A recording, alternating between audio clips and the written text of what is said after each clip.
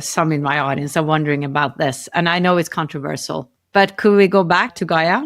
She said I'm sticking around, so let's do it. All right. Okay, so is global warming human-made or is it natural? Okay. Isn't this a funny thing? The fact that this remains a question is such a funny thing.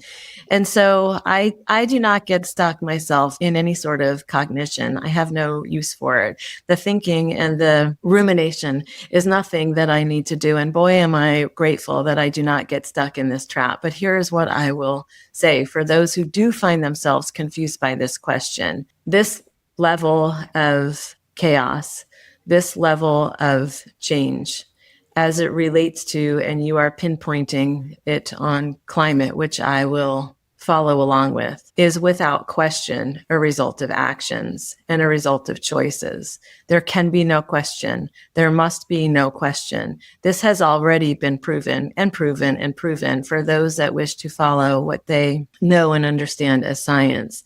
And yet still there will be the sounds made and the words uttered and the insistence ushered and the fists pounding about it being otherwise. And I must tell you, no, that is not so. This is a result. This time is a result of human actions, of human choices, of human decisions. And because of this, it is ever more imperative that this be recognized, that there not be time and moments wasted in inert despair, but there be action, equal action in the direction of repair, in the direction of healing, in the direction of reciprocity, in the direction of replanting, regeneration, and the like. This is how humans heal themselves, by healing their planet.